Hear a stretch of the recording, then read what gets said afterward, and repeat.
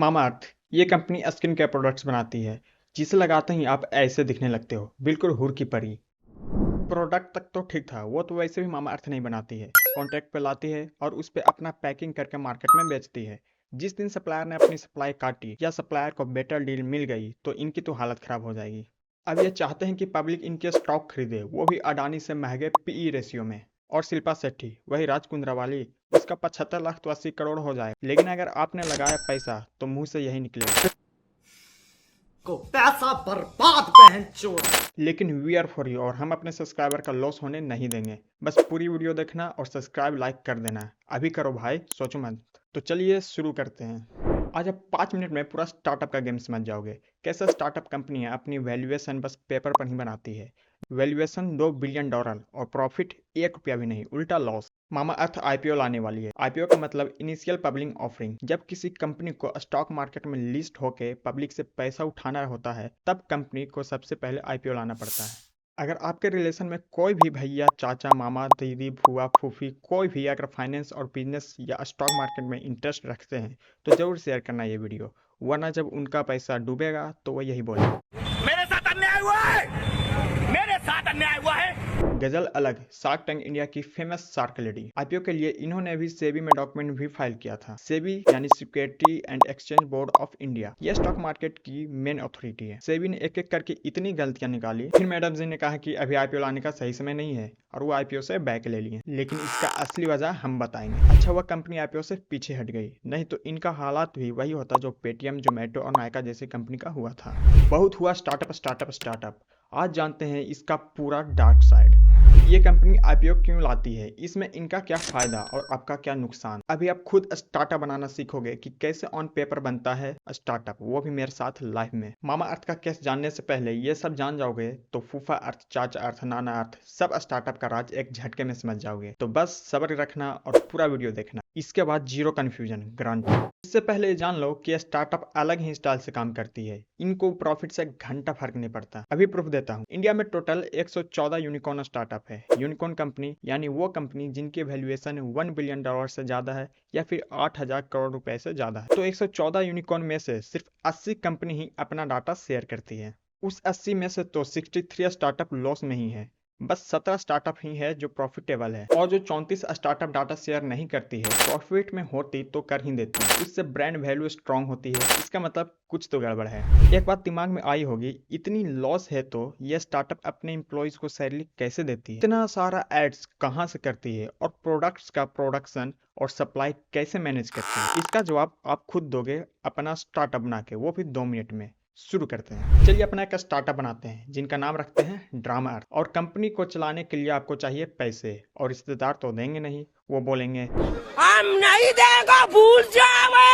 तो आप गए मुकेश अंबानी जी के पास, उनको पूरा बिजनेस मॉडल समझाया, पूरा कन्विंस किया कि इन्वेस्ट कर दो, अच्छे रिटर्न्स मिलेंगे। और अंबानी जी को आपके आइडिया में दम लगा और उन्होंने आपके स्टार्टअप में 10% इक्विटी या हिस्सेदारी ले ली और बदले में आपको 10 करोड़ रुपए दे दिए। तो 10% के 10 करोड़ मिले, तो उस हिसाब से आपके टोटल 100% कंपनी की वैल्यूएशन 100 करोड़ हो गई। अभी तक आपने बिजनेस स्टार्ट भी नहीं किया है, ना कोई सेल्स की है, ना कोई रिवेन्यू जनरेट किया है, प्रॉफिट तो दूर की बात है, लेकिन फिर भी आपकी कंपनी का वैल्यूएशन 100 करोड़ हो गई है। अब आप इस 10 करोड़ से प्रोडक्ट की खूब एडवर्टाइजमेंट की, यूट्यूब पे, इंस्टा पे, सेलिब्रिटी से आपने 30 करोड़ की सेल्स जनरेट कर ली। फर्स्ट ईयर में ये 30 करोड़ जो है ये सेल्स है, प्रॉफिट नहीं। फिर आपका पैसा हुआ खत्म। फिर गए अडानी जी के पास, उनको पूरा बिजनेस समझाया और दिखाया कि ये फ्यूचर है। कंपनी के फर्स्ट ईयर में 0 सेल्स थी, एक साल में 30 करोड़ का रिवेन्यू जनरेट किया। पहले आपने बिना सेल्स की 10 करोड़ की वैल्यूएशन थी, अब तो 30 करोड़ का सेल्स भी है तो वैल्यूएशन भी बढ़ेगी। तो अब अडानी जी आपको दिए 50 करोड़ रुपए और ले ली कंपनी की 10% हिस्सेदारी। अब आप सोचोगे कि अंबानी, अडानी इतने बड़े बिजनेसमैन हैं, मूर्ख तो होंगे नहीं जो बिना प्रॉफिट के स्टार्टअप में पैसा डालेंगे। बिल्कुल सही सोचा। यहीं पे है ट्विस्ट। अब जो अडानी 10% लेंगे, या तो वो आप अपने 90% में से दे दो, या अंबानी जी से बोलो कि आपको एग्जिट लेना है, क्या लेना है तो अपने 10% अडानी जी को दे दो, नहीं तो और वेट कर सकते हैं और वैल्यूएशन बढ़ने का।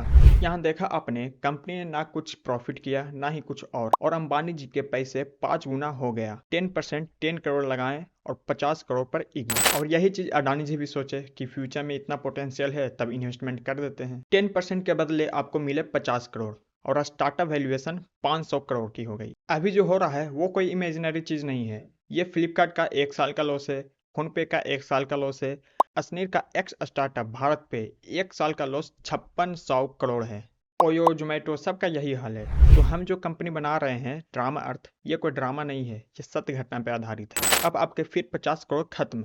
अब गए रतन टाटा सर के पास। ऐसा ही ये गेम चलते रहता है और स्टार्टअप की वैल्यूएशन लगातार बढ़ते रहती है। जब तक स्टार्टअप में सेल्स आने का ताकत है, इन्वेस्टर मिलते रहते हैं और जब तक इन्वेस्टर मिलते रहते हैं वैल्यूएशन बढ़ते रहती है। इसकी टोपी उसके सर। लेकिन जैसे ही कोई न्यू इन्वेस्टर मिलना होता है बंद, तब जाके फाउंडर और पुराने इन्वेस्टर्स की प्राण सूखने लगते हैं, क्योंकि उनका करोड़ों रुपए उसमें फंसा होता है। तब ये पहुंचते हैं भोली भाली जनता के पास, जिनका पॉलिटिशियन तो काट ही रहे होते हैं। अब ये स्टार्टअप भी आ जाते हैं। IPO, इनिशियल पब्लिक ऑफरिंग, जिसकी बात हमने स्टार्टिंग में की थी, मामा अर्थ इसी स्टेज पे आ पहुंची है। इतनी आसानी से स्टार्टअप बिजनेस मॉडल समझा गए हैं, लेकिन एफर्ट बहुत लगा हमारा। तो जरा सा हल्का सा एफर्ट आप भी कर दें और वीडियो को लाइक करके चैनल को सब्सक्राइब कर दें, इससे बड़ी कंट्रीब्यूशन होगी। अब मामा अर्थ IPO ला के अपना स्टेक बेचकर इन्वेस्टर को एग्जिट देना चाहते हैं। आपको यकीन नहीं होगा, लेकिन IPO आने के बाद शिल्पा शेट्टी के 75 लाख 80 करोड़ हो जाएंगे। जब मामा अर्थ ने सेबी में डॉक्यूमेंट फाइल किया तो अपना वैल्यूएशन 24,000 करोड़ रुपए मांग रहे हैं। ये वैल्यूएशन तो अडानी जी ने भी नहीं मांगी थी अपने IPO में, ये अडानी से ज्यादा मांग रही है। ऊपर से बताया कि 24,000 करोड़ में से बस 4,000 करोड़ ही कंपनी के ग्रोथ में यूज होगा, बाकी 20,000 करोड़ रुपए ये अपने इन्वेस्टर को वापस करेंगे। उसके बाद पब्लिक बोलेगी मेरे साथ अन्याय हुआ है, मेरे साथ अन्याय हुआ है। 4,000 करोड़ जो कंपनी में लगेगा उसको कहते हैं फ्रेश इशू, और 20,000 करोड़ जो इन्वेस्टर को मिलेगा उसको कहते हैं ऑफर फॉर सेल। मामा अर्थ का फाउंडर और सारे पुराने इन्वेस्टर सब अपना स्टेक बेच रहे हैं। उनको होगा करोड़ों का फायदा और पब्लिक का होगा बुरा हाल। मोस्टली स्टार्टअप यही करती है। पेटीएम याद है, IPO वैल्यूएशन 18,300 करोड़ पे, कंपनी में लगाए सिर्फ 8300 करोड़, 10,000 करोड़ इन्वेस्टर को रिटर्न किए। नायका और बाकी सारे स्टार्टअप का यही गेम है। अब लास्ट पॉइंट, जब आपने ड्रामा अर्थ कंपनी बनाई थी तब मैंने बोला था कि सिर्फ सेल्स पे फोकस करो। मामा अर्थ की सेल्स देखो, 2020 में 114 करोड़, अगले साल 2021 में 472 करोड़ सेल्स, 3 गुना ज्यादा। फिर अगले साल 2022 में 964 करोड़, 2.5 गुना ज्यादा। अब इतना तगड़ा सेल है तो दिक्कत कहाँ है? दिक्कत ये है कि ये बस सेल्स है, रिवेन्यू, प्रॉफिट नहीं। आइए प्रॉफिट देखते हैं। लॉस सुनो, डरना नहीं। 2020 पहला साल, सेल्स 114 करोड़, लॉस 422 करोड़। अगले साल 2021 सेल्स 472 करोड़ और लॉस 1332 करोड़। सेल्स भी बढ़ा और लॉस भी। 2022 में IPO लाना था तो कुछ जुगाड़ लगाया और 14 करोड़ का प्रॉफिट दिखाया। 14 करोड़ के प्रॉफिट पे वैल्यूएशन चाहिए 24,000 करोड़। इनको लास्ट राउंड के फंडिंग में वैल्यूएशन मिली थी $1.3 बिलियन, यानी 1,000 करोड़। अब 1 साल बाद इनको चाहिए वैल्यूएशन 24,000 करोड़। इनका ठीक है, हजारों करोड़ का लॉस में रहकर भी अब करोड़ की वैल्यूएशन है, लग्जरी लाइफ है और हमारी भोली भाली जनता है बिजी बोलने में। अरे एलविश भाई के आगे कोई बोल सकता है क्या? इनकी सबसे बड़ी समस्या है कि इनके कस्टमर रिपीट नहीं रहे हैं। इसका मतलब प्रोडक्ट में दम नहीं है। हमारे साथ भी यही है, ऑडियंस का सपोर्ट एक बार भी नहीं मिल रहा है। रिपीट तो दूर की बात है, जबकि कंटेंट में है दम। तो आइए और सब बड़े दिल दिखाइए और अभी वीडियो को लाइक करिए और चैनल को सब्सक्राइब कर दीजिए। कमेंट में बताइए कि कोई कमी रह गई हो तो। अंत तक वीडियो देखने के लिए बहुत बहुत धन्यवाद।